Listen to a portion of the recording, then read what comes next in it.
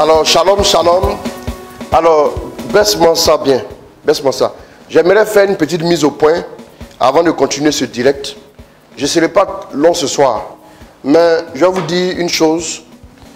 Vous savez, dans la vie, même quand on n'est pas bien éduqué, on a au moins le bon sens.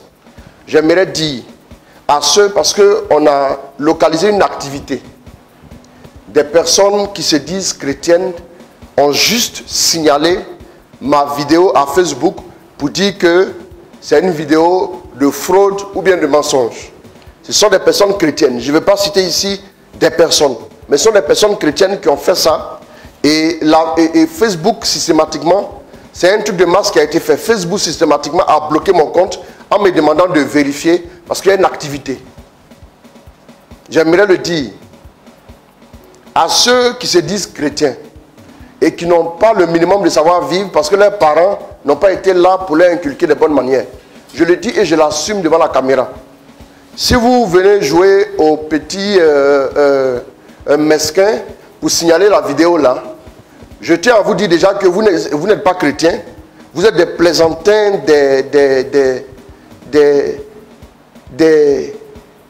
n'importe quoi, excusez-moi, hein. Je ne suis pas du tout content. Je ne suis pas du tout content de cette activité. Parce que des personnes qui... Ce n'est pas la première fois que je vois ce genre de choses. La toute première fois, il y a eu... la première fois que j'ai développé un véritable thème sur la Vierge Marie, après Facebook m'a envoyé plusieurs messages pour me dire des personnes sont en train de signaler votre vidéo. Vous vous rendez compte? Des personnes qui peuvent aussi faire des vidéos pour débattre, pour faire pour prêcher des thèmes, pour développer ce qu'ils ont comme idée. Vous asseyez, vous faites des petits travaux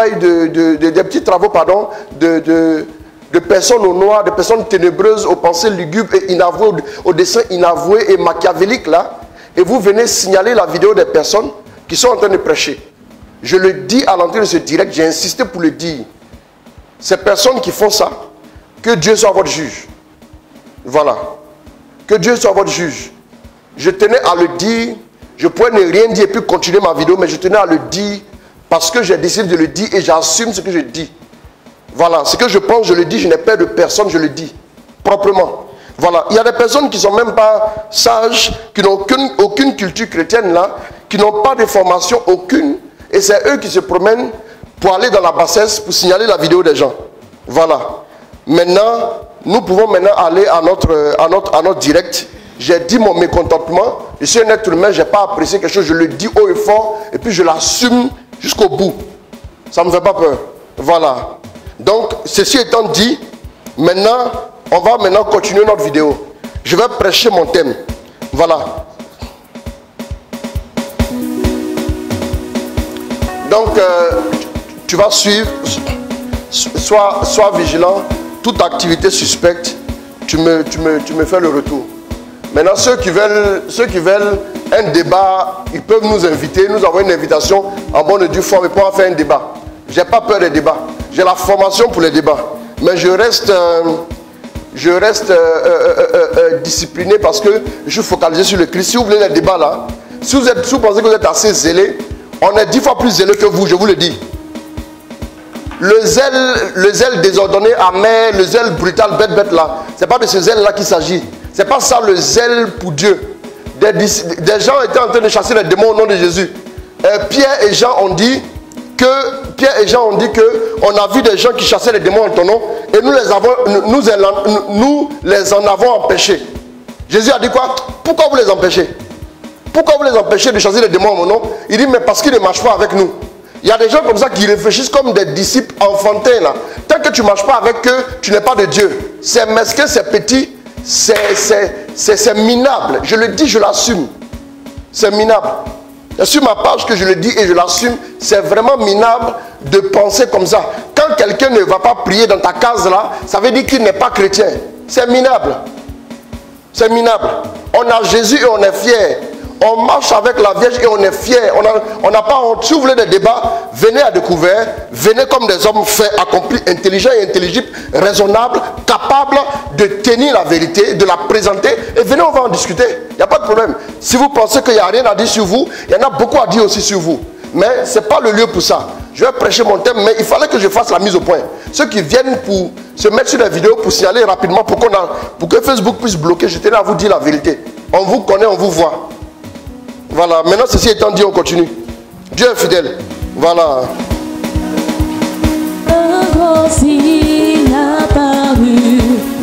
Amen. Merci beaucoup. Je vais en même temps commencer. Voilà. Ça là, je voulais prêcher 30 minutes, j'ai prêché 1h45. Prédication, c'est le don que Dieu m'a donné. Voilà. Vous m'avez jamais vu énervé là. C'est pas... Mais oh Dieu. Que Dieu vous bénisse. Amen. Voilà. Voilà. Que Dieu vous bénisse. Non, ma fille, je ne laisse pas. Je ne laisse pas. Quand il y a un temps pour chaque chose. La Bible dit il y a un temps pour la paix, un temps pour la guerre. On peut citer la Bible pour se battre ici. Non, oui, c'est pas grave. On ne va pas descendre à leur niveau. Mais souvent aussi là, la Bible dit que quand vous ne répondez pas à l'insensé, il pense qu'il est intelligent. La Bible dit ça. Quand tu ne réponds pas à un insensé, il pense qu'il est intelligent. Pourtant, il ne connaît rien. Oui.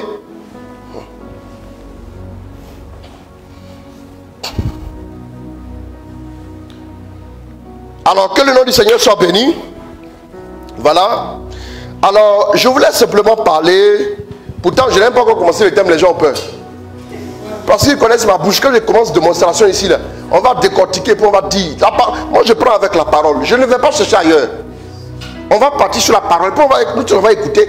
Bible, là, nous toujours ensemble, tous nos yeux sont ouverts, on voit. C'est fini. On a qu'à faire débat là-bas, là. Là, c'est bon. Là, si tu as parlé, si c'est vrai, moi, l'honnêteté intellectuelle là veut que si c'est vrai, on dit c'est vrai, et puis c'est fini. C'est comme ça. Voilà, donc on va y aller. On va y aller maintenant, voilà. Donc, je parle de... Excusez-moi, je prends mon truc. Découvrons la Vierge Marie. On va découvrir la Vierge Marie. Voilà, on va découvrir la Vierge Marie. On va y aller. Prends-moi Luc 1, verset 26 à 35. Luc 1, verset 26 à 35. Le sixième mois. Mais l'ange Gabriel fut envoyé par Dieu dans une ville de Galilée du nom de Nazareth à une jeune fille accordée en mariage à un homme nommé Joseph de la famille de David. Cette jeune fille s'appelait Marie. L'ange entra auprès d'elle et lui dit sois joyeuse, voilà, donc, qui a la faveur. Vous voyez que la Bible dit l'ange a été envoyé auprès d'une jeune fille. Vous voyez, l'ange a été envoyé auprès d'une jeune fille accordée en mariage à un homme nommé Joseph. C'est-à-dire qu'on l'a connu à quel moment? On l'a connu juste là. Mais Dieu la connaissait bien avant. C'est en cela que j'aimerais dire, les gens qui pensent, on va rentrer maintenant dans le vif du sujet. Les gens qui pensent que Marie est une enveloppe.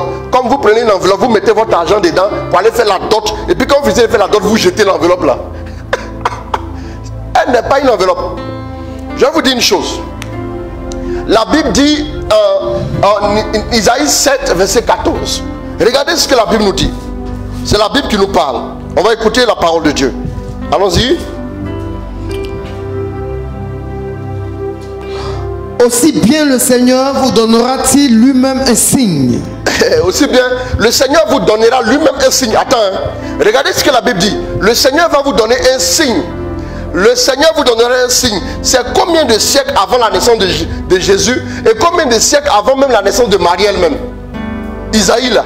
Isaïe, au moment où Isaïe a exercé son ministère, Marie n'était pas encore née, Jésus n'était pas encore né, Joseph n'était pas encore né, les parents et les grands-parents n'étaient pas encore nés. C'était des siècles plus tôt. Écoutez-moi bien. Vous voyez? Et reprend, la Bible dit quoi? Aussi bien le Seigneur vous donnera-t-il. Aussi bien le Seigneur vous donnera lui-même un signe. Lui-même va vous donner un signe. Quand Dieu, doucement, quand Dieu veut lui-même donner un signe à son peuple, nous allons voir qu'est-ce qu'il va faire. Qu'est-ce qu'il va faire pour donner le signe? Allons-y, la suite. Voici que la jeune femme est enceinte. Il dit voici que la jeune femme est enceinte. Et enfant. Donc doucement, il parle de qui? La jeune femme que nous connaissons en Luc 1 verset 26 là. Isaïe depuis des siècles avant avait parlé d'elle. Toi tu l'as connue seulement tu l'as connue seulement au moment où on parle d'elle en Luc chapitre 1. Mais Dieu la connaissait depuis l'époque. Il la connaissait depuis longtemps, depuis même avant sa naissance. Dieu la connaissait. Bien aimé, si Dieu la connaît, si tu ne la connais pas, c'est pas grave. Amen. Amen. Dieu la connaissait. Amen. Amen. Et Dieu la connaissait depuis des siècles avant la naissance de Jésus, n'est-ce pas? Et qu'est-ce que Isaïe dit? Dieu la connaissait tellement qu'il va inspirer Isaïe, qu'Isaïe puisse parler d'elle. Attends, quand Dieu dit qu'il va donner un signe, il parle maintenant de la jeune femme, parlant du signe de Dieu. Donc elle est en soi un signe de Dieu. La jeune femme qui va tomber enceinte. Si la jeune femme ne tombe pas enceinte, on ne parle pas d'Emmanuel. Donc pour qu'il ait le signe de l'Emmanuel, il faut qu'il ait le signe de la jeune femme enceinte. Et la jeune femme, c'est d'elle que nous parlons. Nous parlons donc sur un support biblique, sur une base biblique, sur un fondement biblique. Ce n'est pas un fondement humain, ce n'est pas une logique philosophique. Non. C'est très important. Est-ce que je dis? J'ai fait la théologie. J'ai fait des études jusqu'à un certain niveau. Donc, si c'est pour faire les débats, il n'y a pas de problème. Mais au moins, il faut dire que tu fais débat. Il ne faut pas agir comme le diable agit là. C'est le diable, quand les gens dorment, il vient semer l'ivraie. Sinon, un enfant de lumière là, qui dit qu'il est enfant de lumière, il vient dire bonjour, je veux me présenter et j'ai besoin maintenant qu'on me donne la permission de me présenter parce qu'on est dans une cité organisée, dans une société où le b.a.-ba, c'est la politesse. C'est tout. Et puis après on dit bon d'accord messieurs, soyez les bienvenus. Et quelles sont les nouvelles? Et on y va. C'est simple, bien aimé. Donc, retourne maintenant à Luc 1 verset 26. Marie est préparée par Dieu depuis longtemps. La Bible dit quoi? Bon, continue. Lis-moi ça rapidement. Luc 1, après verset 26. Cours, accélère. On doit se parler un peu. Le 6e mois, l'ange Gabriel fut envoyé par Dieu dans une ville de Galilée. L'ange est envoyé par Dieu dans une ville. Oui. Dans une ville de Galilée du nom de Nazareth. Dieu a toujours un projet. Le projet de Dieu, il le nourrit pendant des siècles. Donc, Dieu avait prévu depuis très longtemps qu'elle porte Jésus. Il a préparé en conséquence. Vous pensez que quand Dieu veut prendre quelqu'un, il le prend sur le pif? Frère, tu fais quoi? Tu fais rien, non? Accompagne-moi. Dieu ne fait pas ça. Dieu prépare. Qui est plus prévoyant que Dieu? La Bible parle de la préscience de Dieu. Ça dit que Dieu savait avant toute chose ce qui devait être fait. Et il a localisé une personne.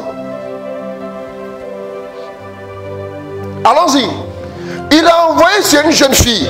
Allons-y. À une jeune fille accordée en mariage à un homme nommé Joseph. C'est ça. De la famille de David. D'accord. Cette jeune fille s'appelait Marie. Elle s'appelait Marie. L'ange entra auprès d'elle et lui dit, sois joyeuse. L'ange entra auprès d'elle et lui dit, sois joyeuse. Vous savez, j'ai l'habitude de dire, ça fait plus de 20 ans que je fais l'affaire de prêcher là. 23 ans. Quand tu es nouveau là, tu as une fougue. Tu as une fougue. Je suis arrivé quelque part, on m'a donné le micro à minuit 30. On me dit je dois déployer le micro à 5h30. J'ai déployé le micro à 7h. Non stop. Je donne toute la gloire à Dieu. Et quand il devait sortir de l'église, le service doit être obligé de m'exfiltrer de l'église. Tellement Dieu s'est manifesté. Laissez à faire des ailes là. Laissez. Si ces ailes là, on est 2 fois plus timbré que vous. Dans elles. Calmez-vous. Je vous dis la vérité. Mais au fil des années, un enfant de 1 an ne peut pas réagir comme un enfant de 23 ans.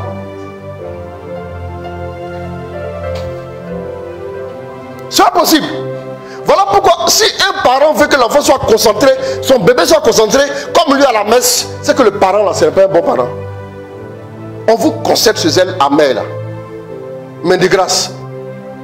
Voyez la vérité en face là. Et puis asseyez-vous pour réfléchir. Zèle là. Hey, laissez. Parce que ce n'est pas zèle là qui bâtit la vie chrétienne. Il y a des gens qui ont été zélés et puis après le diable a fermé les bouches. C'est le zèle là. Si tu manges le plat du zèle, tu fais pas des autres, il n'y a pas un autre plat. Après le plat du zèle, Dieu te donne le plat de l'onction. Quand tu sens l'onction, l'onction agit, l'onction t'oriente dans les profondeurs. C'est comme quelqu'un qui plonge jusqu'au fond de la mer là-bas. À la surface, il y a des choses que tu vois, mais au fond, il y a d'autres choses que tu vois, que ceux qui sont à la surface n'ont pas vu. Après la nourriture de l'onction, Dieu te donne la nourriture de la sagesse. Quand tu manges maintenant le plat de l'onction, c'est un zélé. Le zèle n'est pas encore bien fini. Quand il mange le plat de l'onction, il pense que c'est le dernier plat. Et puis il pense qu'ils sont infaillibles. Mais mange le plat de la sagesse. Tu vas te rendre compte que la sagesse est le plus grand trésor auprès de Dieu. Et ce qui fait qu'on est calme pour en parler un peu de Dieu là.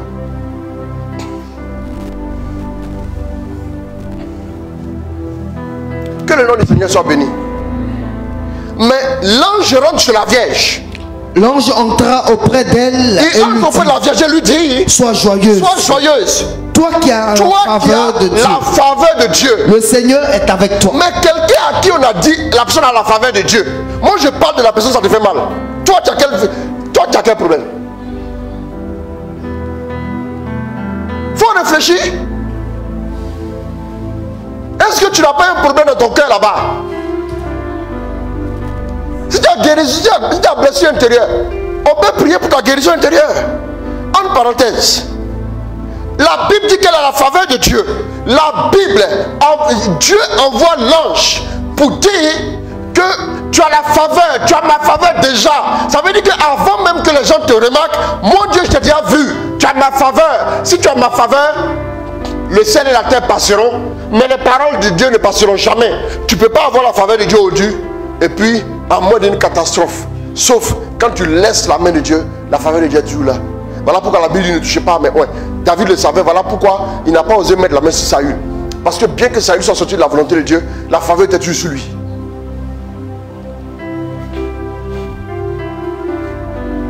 Continue la lecture. On va parler un peu. À ces mots, elle fut très troublée. Elle fut très troublée. Et elle se demandait ce que pouvait signifier cette salutation. L'ange lui dit, oui, sois sans crainte. Sois sans crainte. Marie, car tu as trouvé grâce auprès de Dieu. Sois sans crainte, car tu as trouvé grâce auprès de Dieu. Voici que tu vas être enceinte. Tu as trouvé grâce. Ce que Isaïe a dit depuis des siècles là. Voilà maintenant l'accomplissement. Dieu voit au moins 500 ans. Le regard du Seigneur est plus perçant que le regard de l'aigle. Ça ne veut pas dire que Dieu peut, Dieu du ciel, l'aigle voit 2 km dans le ciel, il voit un lapin dans la neige, lapin blanc, il le voit. Mais c'est parce que forcément ça veut dire, quand on dit le regard de Dieu est perçant, ça veut dire Dieu voit dans les siècles, la profondeur des siècles. Jusqu'à derrière tous les siècles, Dieu voit. Est-ce que ça veut dire? En plus de voir avec précision, il voit au-delà des siècles. Dieu l'a vu. Amen, allons-y. Voici que tu vas être enceinte, tu enfanteras un fils, oui, et tu lui donneras le nom de Jésus. D'accord. Il sera grand et sera appelé fils du Très-Haut. Le Seigneur Dieu lui donnera le trône de David, son père.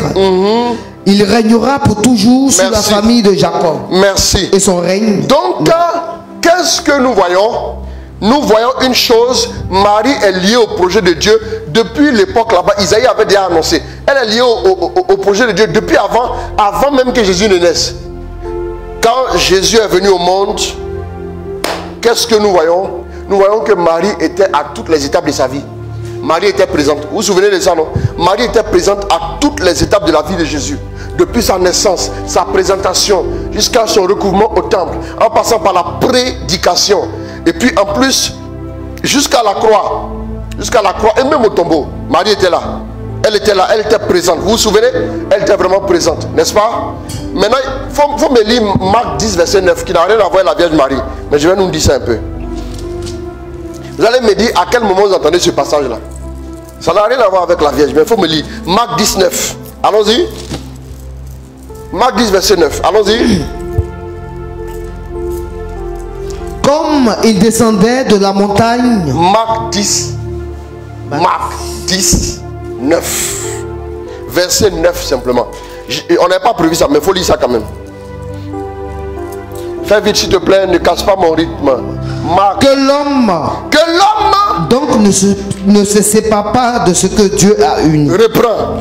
Que l'homme donc ne se sépare pas ce que Dieu a uni. Que l'homme donc ne se sépare pas ce que Dieu a uni. Que l'homme donc ne se sépare pas ce que Dieu ne sépare pas. Oui. Ne sépare pas. Ne sépare pas. Voilà, c'est ce qu'on dit quand on fait mariage là.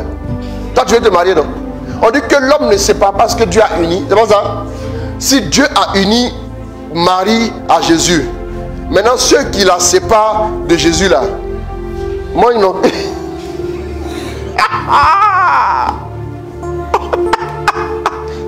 Faut en rire. Souvent quand c'est trop élevé, vous savez, quand on était à l'école primaire, 1 moins 3 ça faisait impossible. Hein? Maintenant quand on est arrivé au collège, on a vu que 1 moins 3 ça fait moins 2. Pourtant, ça existait. Pourtant, c'était possible. Mais on ne comprenait pas. Souvent, le débat, il est à un autre niveau. Quand les gens ne comprennent pas, ils disent non, ça n'est pas de Dieu. La dernière fois quand je prêchais, j'ai parlé de ce que les saints ont vécu, non? Ceux qui sont dans le monde de la délivrance peuvent vous parler de comment la Vierge Marie est efficace dans la délivrance. J'ai pu le voir la première fois en 2001, quand je faisais une délivrance. Ça fait 20 ans. Quand je fais une délivrance, je chassais un démon. Dieu a uni Marie et Jésus. Qui sommes-nous pour les séparer? Comment les gens les séparent? Des gens vont jusqu'à dire Marie est la sirène, c'est la sirène des eaux.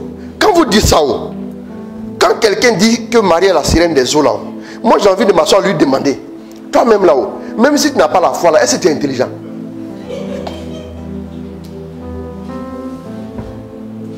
Sirène des eaux là, moi je peux venir invoquer Dieu, rabababa, et puis sirène des eaux va venir s'arrêter près de moi. Ça va?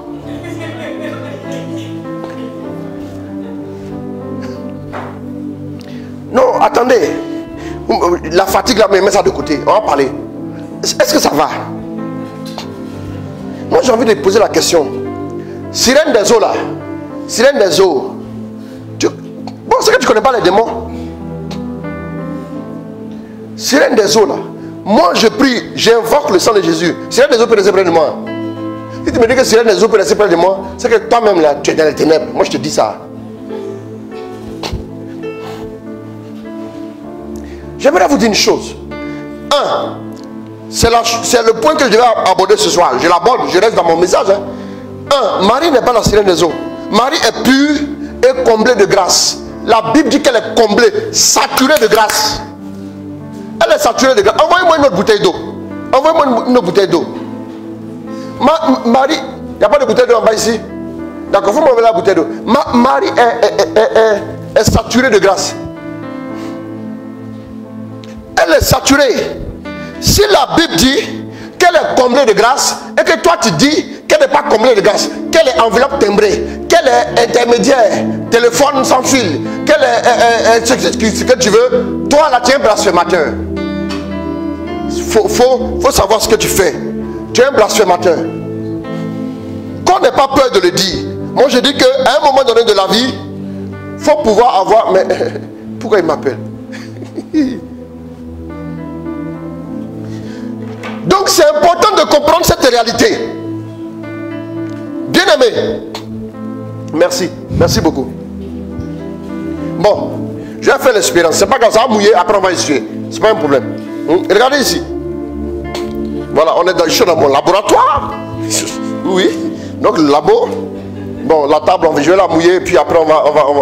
En fait, tu as fini de faire les partages? C'est fini? Non, laisse, ne t'inquiète pas. Laisse, je vais mouiller un peu. Regardez, donc ici, vous voyez ici, je fais comme ça, je fais comme ça, je fais comme ça, et puis je fais comme ça, je fais comme ça, on continue, et puis c'est saturé. Qu'est-ce qui se passe? Ça verse. Ça verse là devant moi, tout est mouillé ici. Ça verse. N'est-ce pas? Ça verse. Et quand on dit qu'elle est comblée de grâce, il n'y a plus de place pour autre chose. Donc dans la vie de Marie, il n'y a plus de place pour quelque chose d'autre que le projet de Dieu. La Bible a commencé en disant comblé. Ce qui est comblé, tu peux mettre quoi dedans encore? Faut me dire ce que tu peux mettre dedans. Si tu es logique, là, viens me dire ce que tu peux mettre dedans.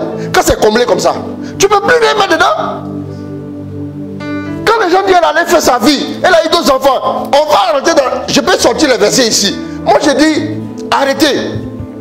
Quand tu contemples les merveilles de Dieu, tu es saturé de Dieu. Priez pour être saturé de Dieu vous-même. Vous allez voir ce que vous sentez.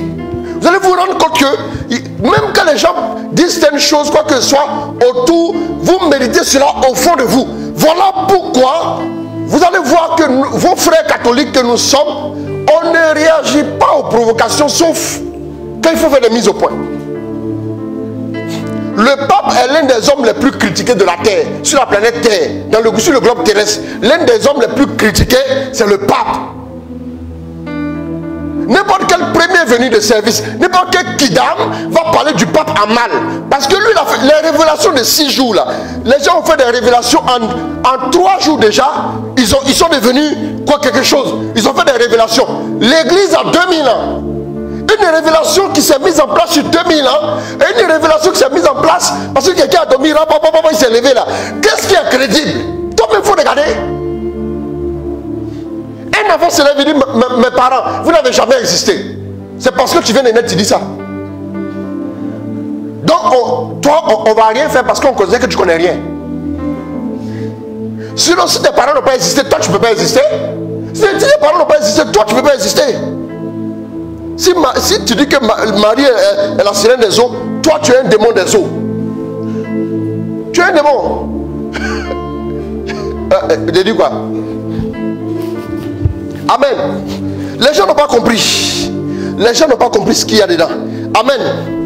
Marie n'est pas la sirène des eaux. Et puis la deuxième vérité, pour découvrir la Vierge, la deuxième vérité, c'est que les catholiques n'adorent pas la Vierge Marie.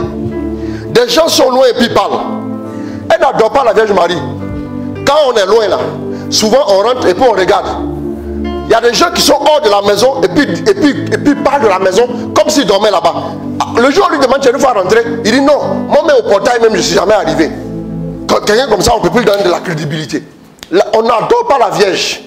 Je vous dis, montrez-moi un catholique qui adore la Vierge et je vais moi-même l'attraper, je vais faire sa délivrance, je vais mettre sa tête où il faut et puis il va avancer. On ne l'adore pas.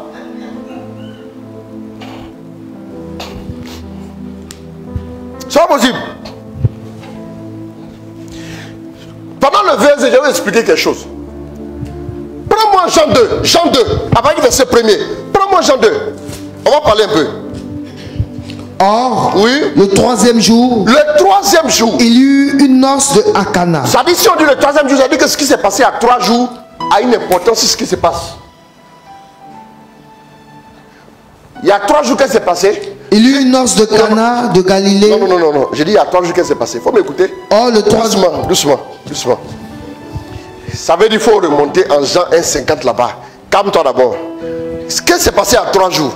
Jésus a dit Jésus lui répondit. Oui.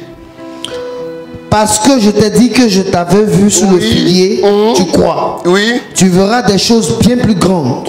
Et il ajouta, en vérité, je vous le dis, vous verrez le ciel ouvert, et les anges de Dieu monter et descendre au-dessus du Fils de l'homme. Ah, maintenant continue. Or, le 3e jour, il y eut une noce à Cana. Le 3e jour, ça dit 3 jours après avoir dit, vous allez maintenant voir les anges monter et descendre au-dessus du Fils de l'homme. Regardez, regardez comment lui-même il introduit la chose. Il y eut une noce à Cana, un petit canodin. Allons-y. Il y eut une noce à Cana de Galilée et la mère de Jésus était là.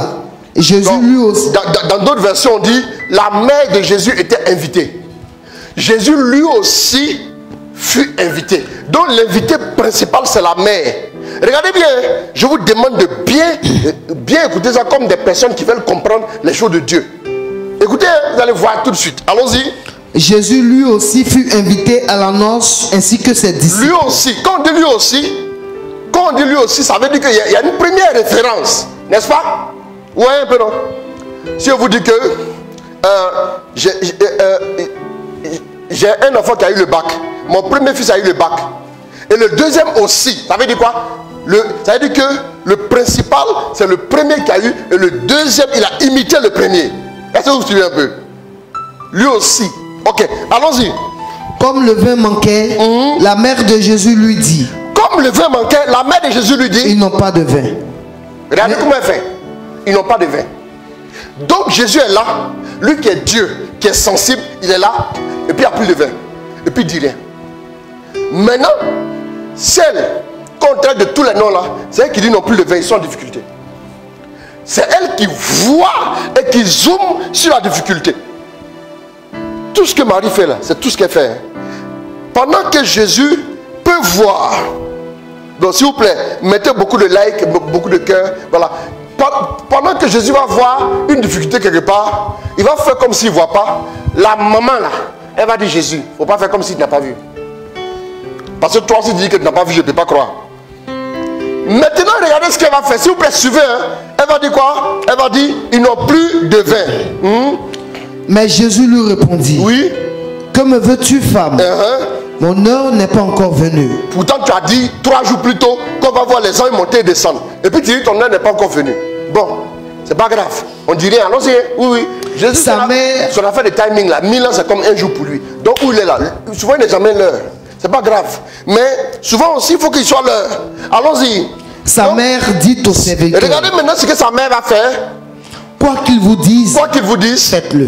Donc dans d'autres versions, on dit faites tout ce qu'il a, il vous dira. La connexion, ça va, c'est stable. Faites tout ce qu'il vous dira. Vous voyez un peu, non?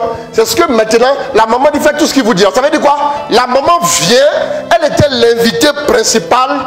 Elle va tout faire pour mettre la lumière sur son fils. Vous voyez que Marie va toujours s'arranger. Même si c'est elle qui est en avant, elle va toujours s'arranger pour que son fils ait la vedette. Est-ce que vous ne remarquez pas? Elle s'arrange pour mettre le zoom sur son fils. Elle s'arrange pour qu'on voit son fils. Regardez maintenant la suite. Regardez la suite, vous allez comprendre. Allons-y. Il y avait là 6 jarres de pierre destinées aux purifications des Juifs. Elles contenaient chacune 2 à 3 mesures. Jésus dit aux serviteurs, remplissez d'eau ces jarres. Et ils les emplirent jusqu'au bord. Jésus leur dit, maintenant, puisez et portez-en au maître du repas. En tant qu'elle est venue dire, tout ce qu'il vous dira, faites-la. Le grand Pierre, qui est le chef des apôtres, le vieux père des apôtres, lui il était où? Lui n'a même pas encore commencé à régner Jésus. Vous me suivez, non? Il était où?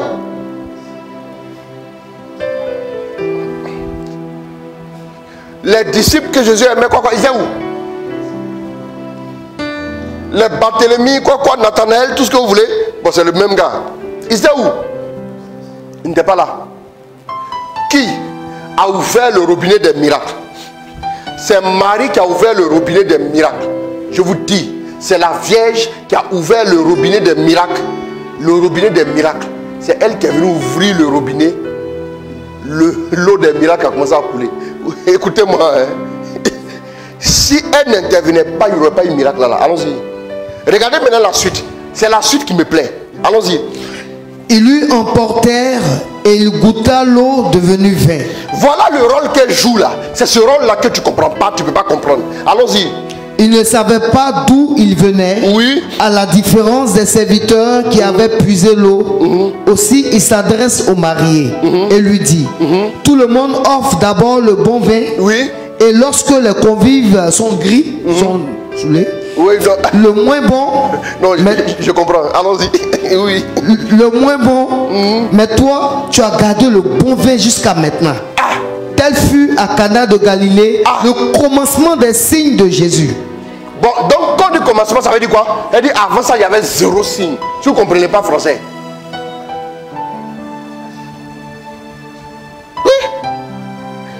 Avant ça, il y avait 0. 0 fois 0, ça fait 0. 0 fois 10 millions, ça fait 0.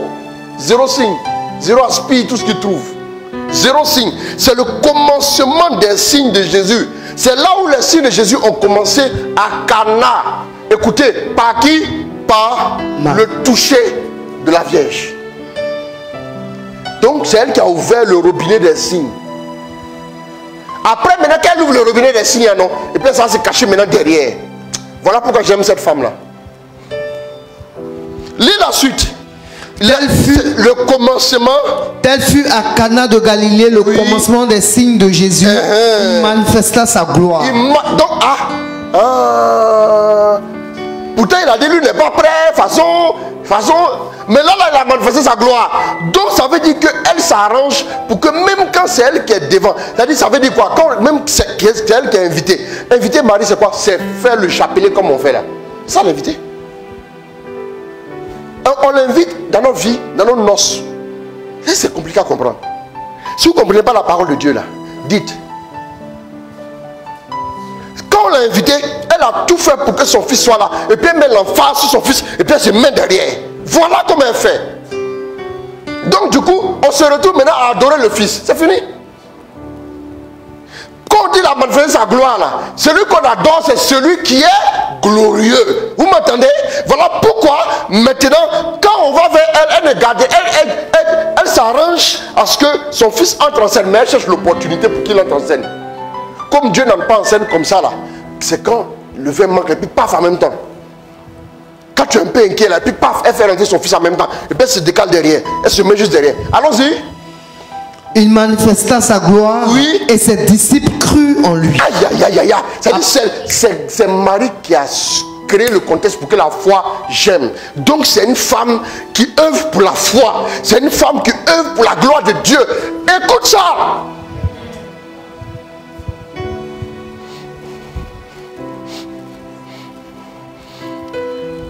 On dit, ses disciples maintenant crurent en lui. Donc, en temps, les Nathanaël le regardaient comme ça. D'abord, regardez ce qu'il a dit à Nathanaël. Il a dit à Nathanaël, parce qu'il t'a dit, je t'ai vu sous le figuier, tu crois. Viens, tu vas voir des choses. Le viens, tu vas voir là. C'est Marie qui a ouvert maintenant le robinet là. Elle a travaillé en communion avec son fils. 3 jours avant, il a dit, viens, tu vas voir. Maintenant, 3 jours plus tard, elle connecte.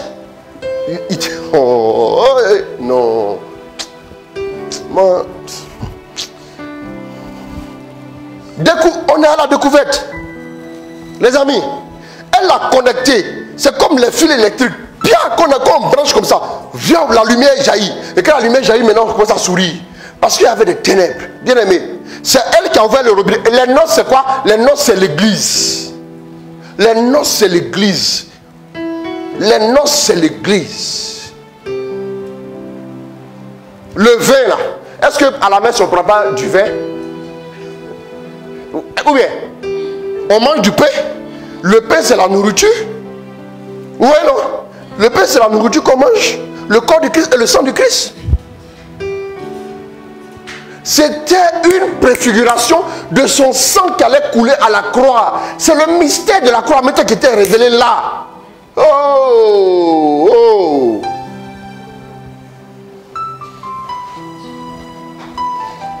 Au cœur de l'église se trouve la croix. Au cœur de l'église, il n'y a pas une messe qui est célébrée quelque part où le sang du Christ, on ne partage pas le corps et le sang du Christ. C'est le vin là qui est partagé. Est-ce que vous êtes arrivé quelque part pour dire le sang du Christ est fini? Voilà pourquoi Marie aussi a dit, ah, toi ce que tu as commencé là, toi, tu veux qu'on les laisse sans vin. On est en train de faire ces célébrations. Toi, tu vas dire, toi-même, c'est pas toi qui as dit, fais cela en mémoire de moi. Elle avait déjà saisi ce qu'il allait faire. Quelqu'un comme ça t'amuse à la personne. Tu t'amuses à la personne comme ça. Moi, je dis, on a qu'à s'asseoir, on a qu'à lire la parole. Prends ton temps. Souvent, pour méditer la parole, Dieu te maintient toute une journée. Tu médites. La parole fait des étincelles. Tic, tic, tic, pouf, et puis ça prend. Et quand ça prend comme ça, la part. Après, tu ne te retrouves plus. Il y a une gloire derrière la parole. Marie, la Bible dit, Jean 1, verset 18. Prends-moi ça. Rapidement. Hein. On marche vers l'Assomption. Personne n'a jamais vu Dieu. Dieu, Fils unique, qui est dans le sein du Père, nous l'a dévoilé. Voilà. Les 2 personnes qui ont eu l'autorisation. Les 2 personnes qui ont porté Jésus dans leur sein, c'est le Père et puis la Vierge. Ces 2 personnes-là, ce n'est pas tes camarades. Les autres là, nous tous là, on est couché à terre, et puis Jésus est sur le trône, et puis on dit le vieux Père, nous on était petits. Les deux personnes qui l'ont porté dans leur sein, c'est Dieu le Père, et puis la Vierge. La Vierge l'a porté pendant 9 mois dans son sein. Dieu l'a porté de toute éternité dans son sein. Donc, en le portant, vous savez, c'est pas compliqué. Un gars comme Bon Larron, un tueur comme ça là, il s'est retrouvé à la croix et puis il dit souviens-toi de moi quand tu viendras. Il dit tu seras moi au paradis. Juste pour avoir dit ça là, il sera au paradis. Son cœur s'est ouvert. Imaginez, celle maintenant qui a ouvert son cœur, qui a dit oui depuis, et puis qui l'a porté dans son ventre, et puis qui a contemplé la gloire de Dieu, qui a ouvert le robinet des miracles. C'est ta camarade. Le Bon Larron même là, Jésus dit on sera ensemble, en train de manger ensemble, en train de manger ensemble. C'est Marie maintenant qui va aller ailleurs. Quand vous analysez vous-même là, soyez un peu de cohérence et de logique. Vous me suivez? J'ai des révélations pour vous. Je vous invite au VSD qui arrive. Je n'ai pas encore fini aujourd'hui, hein, mais je vous invite au VSD qui arrive. Vendredi, surtout vendredi, samedi et puis dimanche. Je vous invite au Triduum là. Vendredi, samedi, dimanche. Ça va être du feu. Vous allez avoir des révélations incroyables. Je vous dis. On va donner des détails. La connexion, elle balance un peu. Ça va? Mais pourquoi? Ou c'est chez moi ici que ça balance un peu? C'est chez moi. Donc j'avance un peu. Marie n'est pas un esprit de mort. Marie est la mère de Dieu. Donc, on a vu Jean 1,18, on a dit personne n'a jamais vu Dieu, mais Dieu, Fils unique, est dans le sein du Père, nous l'a dévoilé. Jean 1, 13 à 14, toujours dans le même chapitre. Accélère. Ceux-là ne sont pas nés du sang. Bon, prends 12 pour ceux qui ne lisent pas beaucoup. Mais à ceux qui l'ont reçu. Mais ceux qui l'ont reçu. À ceux qui croient en son nom, il a donné le pouvoir de devenir enfants de Dieu. Ceux-là ne sont pas nés du sang, ni d'un vouloir de chair, ni d'un vouloir d'homme, mais de Dieu. Et le Verbe, continue. Et le Verbe s'est fait chair et il a habité parmi nous. Et nous avons vu sa gloire, cette gloire que, Fils unique plein de grâce et de vérité, il tient du Père. Jean lui rend témoin. Attendez. On dit, reviens en arrière. Mais à ceux qui l'ont reçu, à ceux qui croient en son nom, il a donné le pouvoir de devenir enfants de Dieu. Oui. Ceux-là ne sont pas nés du sang, ni d'un vouloir de chair, ni d'un vouloir d'homme, mais de Dieu. Mais ils sont nés de Dieu. Ok, maintenant continue. Et le Verbe s'est fait chair. Et maintenant le Verbe s'est fait chair. Et il a habité parmi nous. Et nous avons vu sa gloire. Nous avons vu sa gloire. Cette gloire que, Fils unique, plein de grâce et de vérité, il tient du Père. Je vais vous poser une question. À supposer que vous prenez de l'eau propre. Vous prenez une bouteille sale. Vous mettez l'eau propre dans la bouteille sale. Et l'eau maintenant que vous avez déposée dans la bouteille sale, vous transvasez maintenant l'eau qui est dans la bouteille sale dans un verre. Quel est le résultat? Question, répondez-moi. L'eau sera comment? L'eau sera propre ou sale? Parce que la bouteille, juste parce que la bouteille n'est pas propre. Avez-vous déjà vu un arbre? Jésus a dit, on reconnaît un arbre à son haut. Avez-vous déjà vu un mauvais arbre donner un bon fruit? Si on dit, on a contemplé la gloire de Jésus là, il est passé par qui pour venir sur la terre? Il est passé dans le sein de la Vierge. Ça veut dire si Jésus est glorieux, la Vierge est glorieuse. Vous pensez que Dieu ne se respecte pas? Il va prendre un récipient très sale et puis il va venir s'asseoir pour boire dedans lui-même.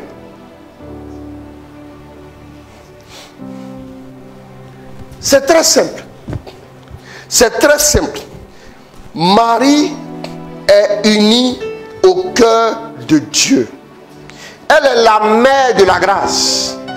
Si elle est la mère de Jésus, il dit, continue maintenant avec toujours. Jean lui rend témoignage et proclame. Voici celui dont j'ai dit, après moi vient un homme qui m'a dévancé, parce que avant moi il était. C'est ça. De sa plénitude, en effet, tous nous avons reçu et grâce sur grâce. Ah, j'aime la partie là. Si la loi fut donnée par Moïse. La parole là, doucement, la parole là. Il faut manger. Il y a des gens qui mangent à Tchéquie, Gaba, ceux qui sont arrivés de l'étranger là, les Andélèches là. Oui, manger quand Thérèse, quand vous mangez Gaba, on sent que. Ah, vous voyez non? Quand vous mangez la parole de Dieu, c'est celle-là. Elle, il sent qu'elle doit aimer même le Gaba même. Ils sent ça. Non, ils sentent ça.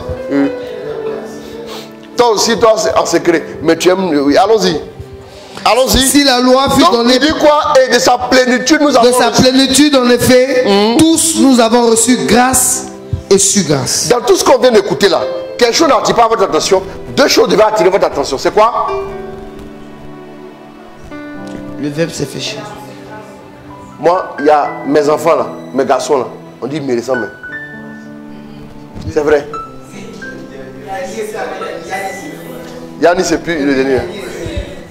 Ce que je m'avais vous dire là, dans les deux versets là, on a dit Marie est pleine de grâce. On dit de sa plénitude, Jésus. Donc il ressemble à qui? À sa maman. Frère. On dit quoi? De sa plénitude en effet. Ah, donc l'autre était pleine de grâce là-bas. Et nous avons reçu quoi? Grâce sur grâce. On n'avait pas dit qu'elle était pleine de grâce. Donc ça fait deux fois la grâce. C'est la Bible qui est simple, c'est nous on est compliqué, c'est tout. Telle fille, telle mère, tel fils. C'est tout. C'est tout. Je suis sûr, on n'a pas vécu dans l'époque de Jésus. Si on regardait son visage là, il y a des tels de sa maman et sa maman. C'est pas spirituellement que ça va se faire.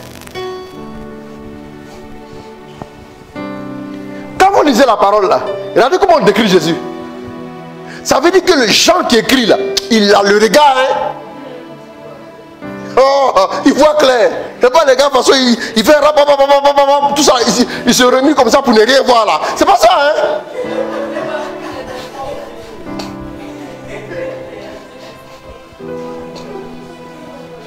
T'as pas besoin de te remuer, on dirait un vieux camion qu'on a été poussé, qui veut démarrer, pousser. Non, c'est pas comme ça.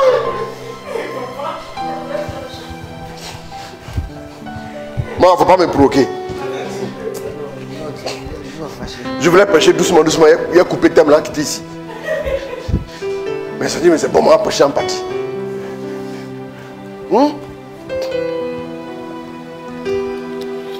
Pourquoi maintenant, par rapport à Jésus, on parle de plénitude? Pourquoi on parle de grâce sur grâce? C'est parce qu'on a dit à Marie qu'elle est comblée, pleine, plénitude. Et puis on dit de la grâce. Tout simplement. Et la connexion là est un peu instable. Ah bon? C'est bon? Je me réjouis que ça soit bien. On dit la connexion. Elle est... Non, connexion est là. On dit là. Connexion là même là. Marie même est là. On a mis pied dessus pour bloquer ça. Ça a marché. On finit direct là. On dit on va faire. On fait en même temps, ça finit. Donc, Marie est la mère de la grâce. Elle est porteuse de vie. Elle est porteuse de Dieu. Colossiens 2,9. Prends-moi Colossiens 2,9 là.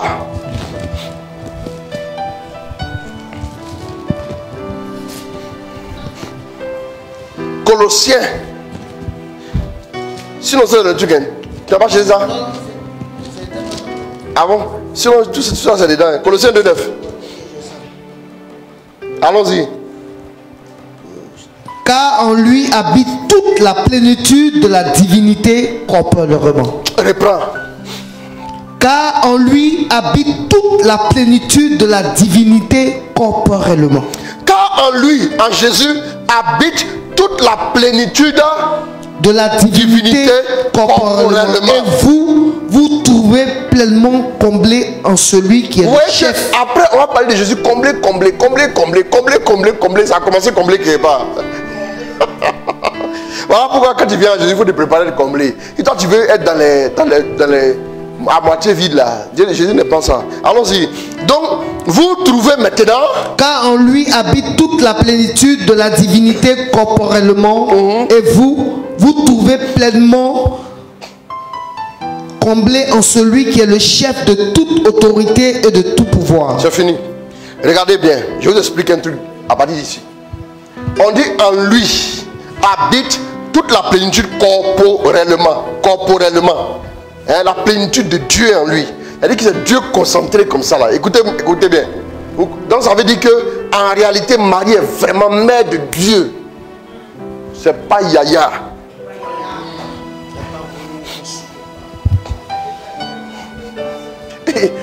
Léon peut. C'est la vérité. Il a la plénitude de la divinité en lui, corporellement. Mais pourquoi? Il dit, comme il y a des gens qui prient sans faire de rencontre là, c'est ça qu'ils pensent qu'ils font des mauvaises prières. Quand tu pries là, on ne vient pas prier pour dire Seigneur Jésus, donne-moi un bonbon glacé, donne-moi ceci, donne-moi le travail. Il y a des gens dans Abidjan qui peuvent te donner un travail, tu n'as pas besoin de prier. Si c'est là que tu dis que Dieu est Dieu là, c'est que toi tu n'as rien compris.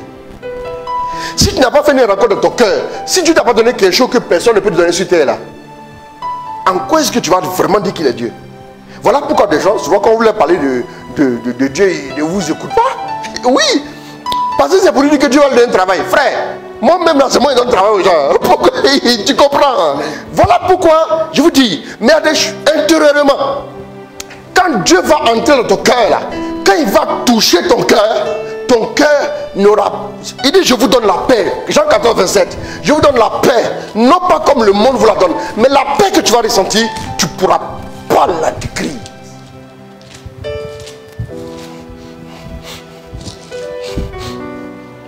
Bon, il dit, on va parler comme des chrétiens responsables. Je vous laisse la paix. Oui. Je vous donne ma paix. Oui. Ce n'est pas à la manière du monde. C'est pas la paix des Nations Unies que je vous la donne. C'est pas la paix de la Société des Nations ou bien la paix des Nations Unies. Non.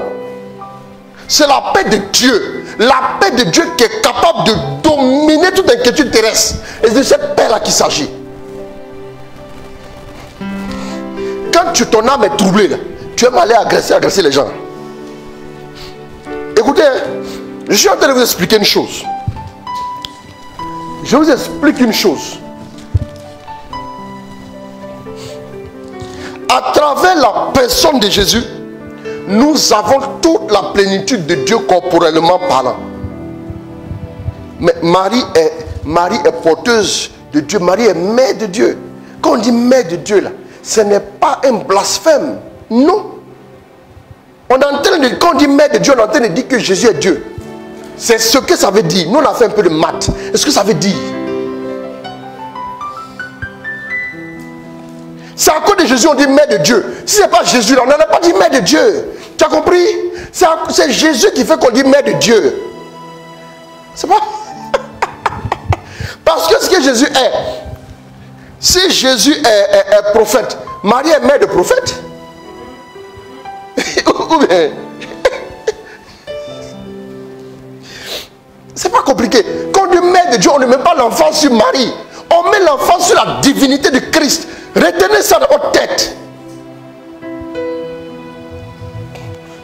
On met l'enfant sur Jésus. Quand on dit mère de toute grâce, on met l'enfant sur Jésus qui est porteur de toute grâce. Écoutez mes frères, écoutez mes soeurs, c'est pas compliqué. Pourquoi on dit mère? Mère, il y a enfant. Tu peux avoir un certain âge, mais tu n'as jamais été mère.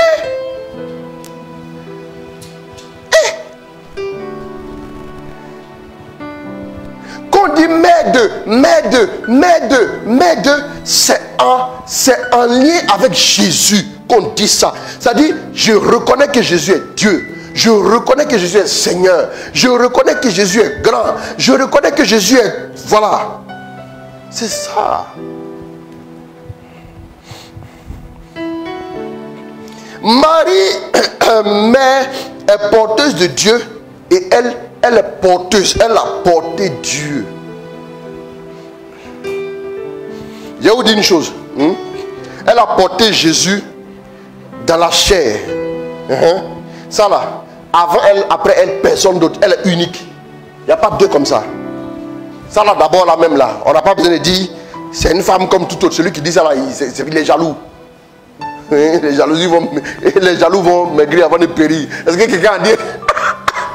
Attendez, je vais vous parler. Vous comprenez non? Elle est unique. C'est-à-dire en cela là, elle est unique. Il n'y a pas deux comme ça dans l'histoire de l'humanité, dans l'histoire du projet de Dieu. Il n'y a pas deux comme ça. Vous comprenez, non? C'est clair déjà. Amen. Vous me suivez? Elle porte Dieu. Donc d'abord, elle a porté Jésus dans la chair. Comme ça, dans son sein, n'est-ce pas? Comme il tape mon ventre comme ça, là, dans son ventre, ok? Et puis après, maintenant, quand Jésus est sorti de son ventre, là, Jésus est maintenant passé dans son cœur. Ouais, mais non. Jésus est toujours resté en elle, il n'est jamais sorti. Mais ça, là, il faut comprendre ça. Frère, il faut comprendre. Tu comprends, non? Donc, Jésus, maintenant, après qu'elle est sortie de son ventre, il est resté dans son cœur. Il est resté en elle. Et puis, il est resté avec elle. Donc, elle est toujours saturée de Jésus, de la grâce, de la vie, de Dieu, saturé, full. À quel moment elle s'est vidée de Dieu?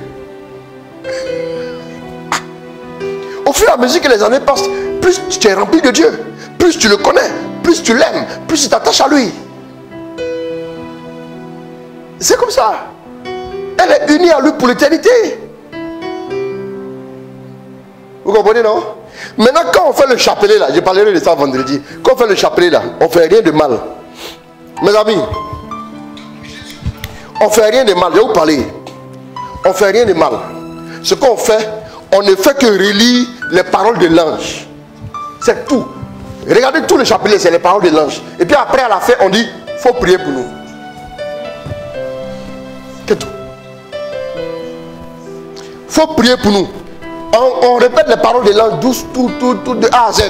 Or, on veut que la parole de Dieu reste dans nos vies. Marie a porté la parole en elle, physiquement et puis spirituellement. Elle a associé les deux dimensions. Elle a dit son corps était tellement propre qu'il était capable de porter ce qui était propre. Rappelez-vous la bouteille et puis l'eau. Dans le quartier, si tu te débrouilles ici, là, tu mets les gens en palabre ici, là. C'est toi, c'est toi de critiquer.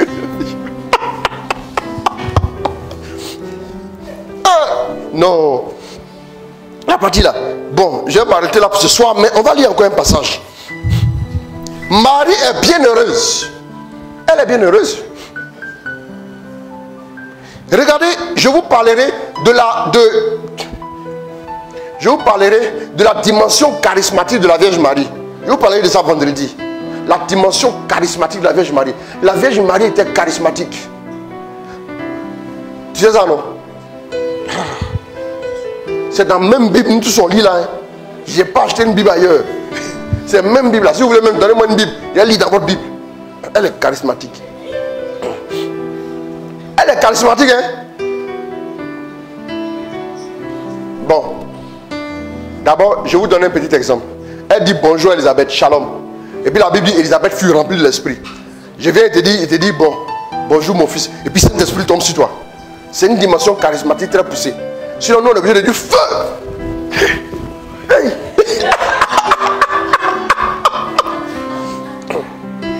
On dit feu, fire upon you. Et puis on dit le feu, et puis maintenant, et puis bouffe, le Saint-Esprit te saisit. Mais là, elle dit bonjour, et puis bouffe, le Saint-Esprit tombe sur la personne. C'est une autre dimension. Hein. Quelqu'un qui est dans un bureau, il te salue seulement, et puis le Saint-Esprit amène ta gâche. Ça, dans sa dimension là, en tant que Jésus n'est même pas connu. Il a sa dimension déjà, avant que Jésus ne naisse. C'est-à-dire qu'elle n'a même pas encore vu Jésus ses yeux. On dit maintenant, voilà, elle a vu Jésus. Elle a sa dimension. Après, tu t'as mis à elle. Ça là, quand tu regardes là, c'est un autre niveau. Elle a reçu parole de connaissance. Marie a reçu parole de connaissance aussi. Ça, c'était facile. Maintenant, Marie est bien heureuse. Il faut prendre Luc 1, verset 46 à 48. Bienheureuse celle qui a cru. C'était au verset combien? 47. Bon, sinon il t'a demandé. 46. Alors Marie dit, mon âme exalte le Seigneur et mon esprit s'est rempli d'allégresse. À cause de Dieu mon sauveur, parce qu'il a porté son regard sur son homme servante. Oui, désormais toutes les générations me proclameront bienheureuse. Désormais toutes les générations me proclameront bienheureuse. Parce que le Tout-Puissant a fait pour moi de grandes choses. Saint est son nom. Bon, sinon, les paroles, je chapelet là, ce sont les paroles de l'ange. Hein. n'est pas parole de quelqu'un. Voilà, moi aussi, je répète parole de l'ange là, laissez-moi tranquille. Il y a des gens, quand on leur donne des révélations là, pour c'est argent comptant. Maintenant, nous, on a ces paroles de l'ange. Et puis, ce sont des paroles bibliques. Il n'y a rien d'inventé. L'église catholique a de la crédibilité parce qu'elle a résisté à 2000 ans d'histoire, 2000 ans de contradictions, 2000 ans de persécution, 2000 ans d'attaques violentes et sauvages.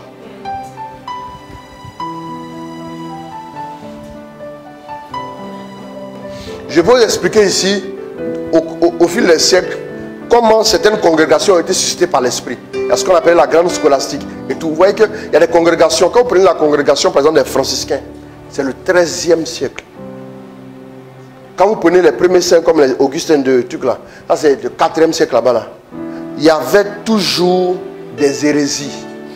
Les hérésies, quand les hérésies venaient en force là, Dieu suscitait des congrégations contraires. C'est comme ça que Dieu a suscité les jésuites là. Ils ont étudié pour repousser les hérésies. Donc, les congrégations ne sont pas là comme ça. Voilà pourquoi chaque congrégation a un charisme. Il y avait les frères prêcheurs. Je peux vous parler de ça après. Ce sont des siècles et des siècles de théologie, de réflexion, de prière, d'inspiration, de méditation. Donc pendant 2000 ans, Dieu n'a pas pu attraper quelqu'un pour lui dire, voilà la vérité. Vous ne trouvez pas ça ridicule? Maintenant, 2000 ans d'histoire et de révélation là. Moi je me lève un jour et puis je dors et puis je me réveille. Je peux dire, ah, tout ça c'est faux. Quand je disais tout à l'heure qu'un enfant dit, mes parents n'ont jamais existé, mes grands-parents n'ont jamais existé, mes arrière-grands-parents n'ont jamais existé, mais moi j'existe. Au nom de quelle démonstration tu fais ça? Quelle logique? Ah, Bantika qui m'a dit, il dit sur le fruit des jésuites. Ah, ils sont les formateurs. Il y avait les pères apologètes pour faire l'apologie de la foi. Les grands saints de l'église. Si vous voulez, je pourrais vous parler des saints. Ou bien je pourrais vous parler aussi de la catéchèse patristique. C'est quoi la patristique? On appelle la patristique. Tout développement théologique qui est fait dans l'église catholique là, il est fait sur les bases. Il est fait sur la base de la parole, la base de l'Ancien Testament et du Nouveau Testament. Et puis il est fait sur la base du magistère. Le magistère, c'est la doctrine catholique. Et puis il est fait sur la base aussi, enfin, de quoi? De la patristique. Ce que nos pères ont déclaré, ont dit, ont vu, ont expérimenté. Il y a des gens qui priaient souvent jusqu'à 9 jours sans manger parce qu'ils méditaient la parole de Dieu. Il y a un comme ça qui est le père spirituel de Sainte Thérèse d'Avila. Il a prié pendant 9 jours. Saint-Pierre d'Alcantara. Il a prié pendant 9 jours. À un moment donné, le 9e jour, Jésus lui est apparu pour lui donner à manger. Et puis il a disparu.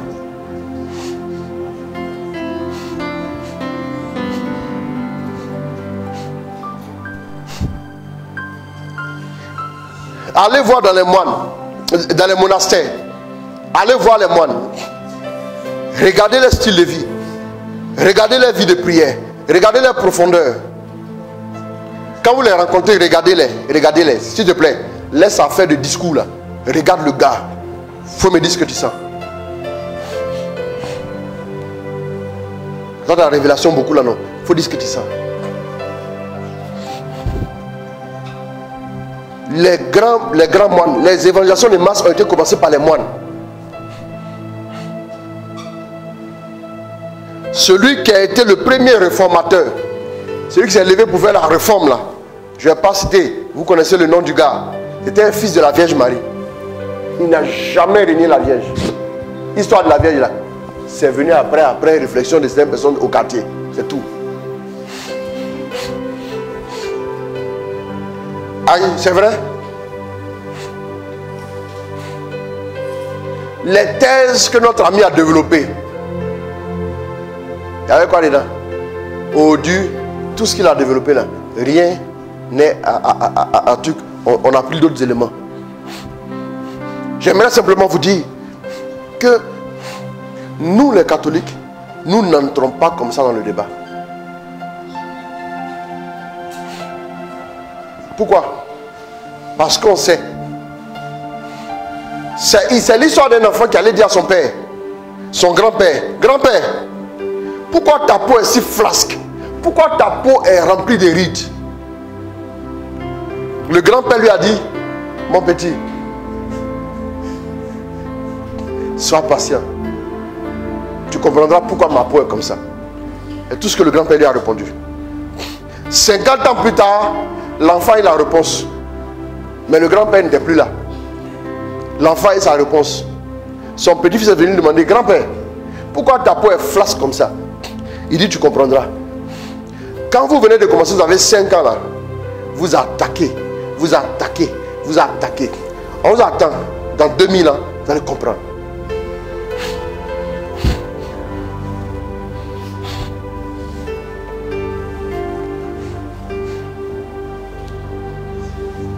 Désormais, toutes les générations me diront bienheureuses. De quelle génération es-tu? De quelle génération es-tu? Je vais terminer en vous donnant le témoignage. Jean 19, verset 25 à 27. On va terminer avec ça. Et puis je m'arrête là, pour de vrai. On a fait combien de temps de direct? Ça fait 1 heure passée. On ne va pas arrêter là. Près de la croix de Jésus se tenait debout sa mère, la sœur de sa mère, Marie. Affaire de la sœur de sa mère, on va parler de ça là, vendredi samedi. La sœur de sa mère, on va parler de ça. C'est important pour moi. La sœur de sa mère. La sœur de sa mère. Donc c'est la tante de Jésus. Avant, vendredi, soyez nombreux, hein? On va se parler ici. Allons-y. Près de la croix de Jésus se tenait debout sa mère, la sœur de sa mère, Marie, femme de Clopas, et Marie de Magdala. Bien sûr. Voyant ainsi sa mère et près d'elle le disciple qu'il aimait, Jésus dit à sa mère. Maintenant, j'aimerais vous poser la question. Vous êtes quel genre de disciple? Le disciple que Jésus aime ou bien le disciple que Jésus n'aime pas? Vous êtes quel disciple? Jean là, ça veut dire quoi? Dieu fait grâce. S'il y a une prière que moi j'aimerais faire tous les jours de ma vie, c'est Seigneur, fais-moi grâce, c'est tout. Il n'y a pas de prière. Dans Seigneur, fais-moi grâce là, vous avez tout dedans. On a tout dedans. Près de la croix se tenait sa mère, et puis la soeur de sa mère, Marie de Magdala, et puis il y avait qui? Il y avait... Près de la croix de Jésus se tenait debout sa mère, la sœur de sa mère, Marie, femme de Clopas, et Marie de Magdala. Voyant ainsi sa mère et près d'elle le disciple qu'il aimait, Jésus dit à sa mère, femme, voici ton fils. Il dit ensuite aux disciples, voici ta mère. Si on dit femme, voici ton fils, ça veut dire quoi? Ça veut dire que le fils a besoin encore de grandir. Sinon on aurait dit voici ta mère d'abord. On dit prends-le comme ton fils. Il est encore fils. Aide-le. Parce que voilà pourquoi il a commencé par ça. Elle dit il a besoin de grandir. Voilà pourquoi il va recevoir toute la révélation de l'Apocalypse là. C'est auprès de maman là que ça s'est passé. Attendez, hein. La suite. Et depuis cette heure-là... Non. Toi aussi, tout le monde dit là. Moi, tout est paramétré dans ma tête. Près de la croix de Jésus se tenait debout sa mère, la sœur de sa mère, Marie, femme de Clopas, et Marie de Magdala. Voyant ainsi sa mère et près d'elle le disciple qu'il aimait, Jésus dit à sa mère, femme, voici ton fils. Il dit ensuite aux disciples, voici ta mère. Et depuis cette heure-là, le disciple l'a pris chez lui.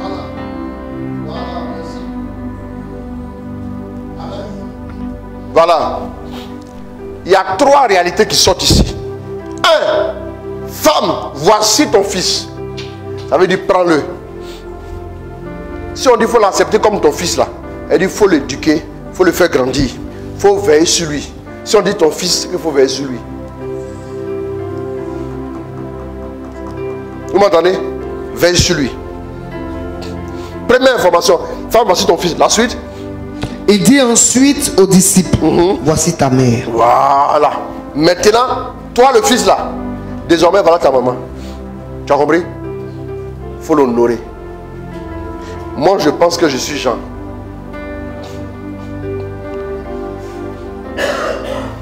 Mes fils là, ils sont 3. Il y a un. Le premier il s'appelle Yanis. Le deuxième, il s'appelle Yann. Yannis Setan. Yann André. Le troisième s'appelle Johan. Les trois là, c'est Jean. Jésus n'a qu'à les aimer qui ici. Oui. Yannis là c'est Jean. Yann là c'est Jean. Johan là c'est Jean. Moi-même là, il m'appelle Jean dans l'affaire aussi qui est ici. C'est fini. Vous me suivez?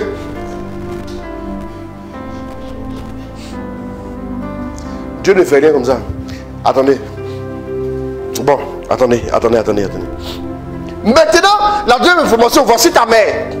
La troisième maintenant c'est quoi? Et depuis cette heure-là, le disciple a pris chez lui. Tu as vu? Hachim, si ta maman vient te voir à la maison, que tu sors pour aller au travail, de temps en temps tu appelles à la maison, non? Maman, tu as pris tes médicaments? Et tu as mangé même? Ça va? J'appelle encore à la maison pour dire, ah, est-ce qu'elle a mangé? Est-ce qu'elle a bien mangé son repas? Parce que je la prends chez moi. Si elle la prend chez moi, que je ne lui adresse pas la parole, là, est-ce qu'elle est vraiment chez moi?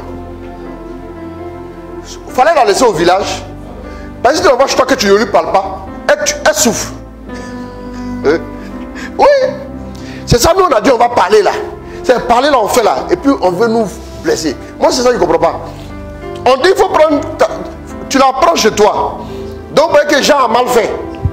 Donc Jean a mal fait. Si vous voulez nous attaquer, attaquez d'abord Jean. Je vous demande d'attaquer d'abord Jean. Vous n'avez pas qu'à de l'attaquer. Mais vous savez où il est. Vous n'avez pas qu'à de l'attaquer. Mais on est sur la tête, on se promène au quartier ici là. Vous attaquez frère. Il faut l'attaquer. Commence par lui. C'est lui qui l'a reçu chez... Il a reçu chez lui.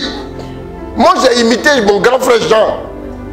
Ne m'en veux pas. J'ai vu mon grand frère faire. Moi aussi pays frère, j'ai fait. C'est fini. La vie n'est pas compliquée. Quand tu marches dans les pas de tes grands frères là, tu t'en sors. Les grands frères qui ont réussi, quand tu dis moi j'ai contourné les chemins. Quand tu as marché, on est une qui est bancale, tu as marché sur des punaises et des épines. On dit depuis ce jour-là, il a pris. Et depuis cette heure-là, le disciple l'a pris chez lui. Voilà, depuis cette heure-là. Depuis, il a pris chez lui. Donc maintenant, quand tu es sur le point de descendre du travail, tu vas appeler à la maison. Maman, tu as besoin de quelque chose? Ton pain sans sel là, je peux passer te prendre ça, hein, et puis je vais t'envoyer. Et puis je t'envoie. Même que c'est fatigué, je reste auprès d'elle. On échange un peu. La journée s'est bien passée. Mais voilà. Et la récupération, comment tu te sens? Tu n'es pas trop fatigué? Ou bien tu es sorti un peu. Voilà. Et puis on discute. Même c'est 20 minutes, on discute un peu. Avant que j'aille me reposer. Si on dit c'est ta maman, c'est ta maman désormais. Et puis tu ne lui adresses pas la parole. Tu es un enfant.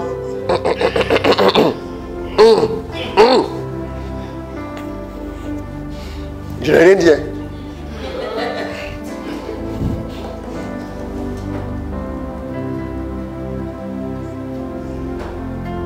Pourquoi le disciple qui l'aime, le disciple qui l'a déjà enseigné, pourquoi il dit c'est ta maman? Et c'est ça le problème.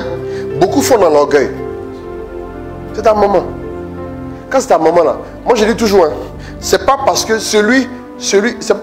quelqu'un qui a été ton papa hier ne peut pas devenir ton grand frère demain.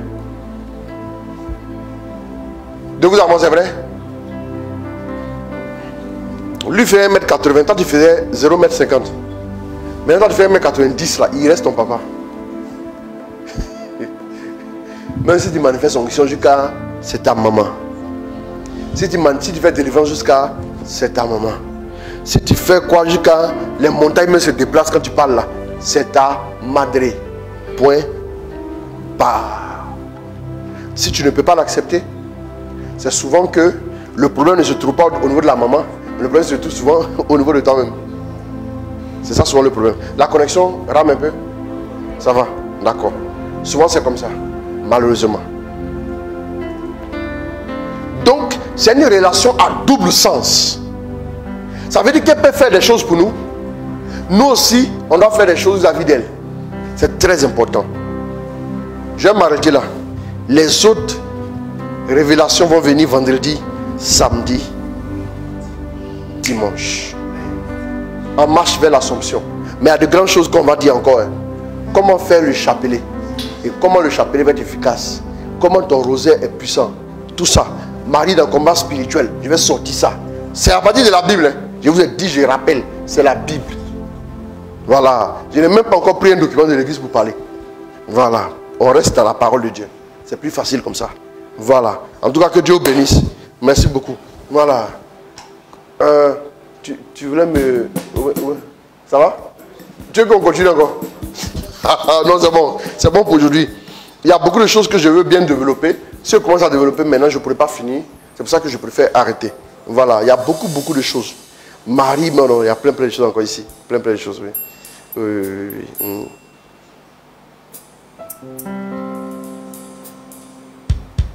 Ok. Donc, je prie pour vous.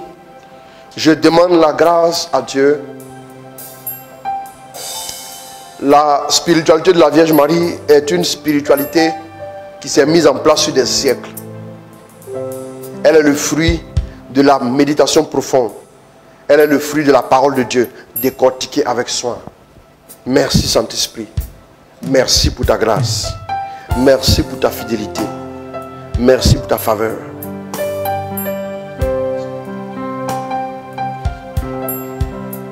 Que ton nom soit glorifié. Rejoins-nous. Nous sommes en marche vers l'Assomption. Ce que la Bible nous demande de faire, c'est de prendre Marie chez nous. C'est la Bible qui le dit. Ce n'est pas, quelqu'un qui le dit. C'est la Bible qui le dit. C'est Jésus même qui le dit d'ailleurs. Voilà, c'est Jésus qui le dit. Donc, quand tu prends quelqu'un chez toi, tu as une relation avec la personne. Tu échanges avec la personne. Je prie maintenant même que Marie vous accorde de multiples et surabondantes grâces. Et que ces bénédictions soient déployées sur chacune de vos vies au nom de Jésus. Amen, amen, amen. Il est 23h17. Je vais m'arrêter là pour ce soir. Voilà, merci beaucoup. Et puis, je vous donne rendez-vous vendredi. On va vraiment évoluer. Ça, ce n'est que l'entrée en matière. On va vraiment augmenter le niveau. Et puis que Dieu vous bénisse, que Dieu vous garde. Au nom de notre Seigneur Jésus. Amen, amen, amen, amen, amen. Vendredi, il y a des intentions qu'on va lire et puis on va prier en direct avec les intentions. Amen. Au nom du Père, du Fils et du Saint-Esprit. Amen. Que Dieu vous bénisse. Ciao.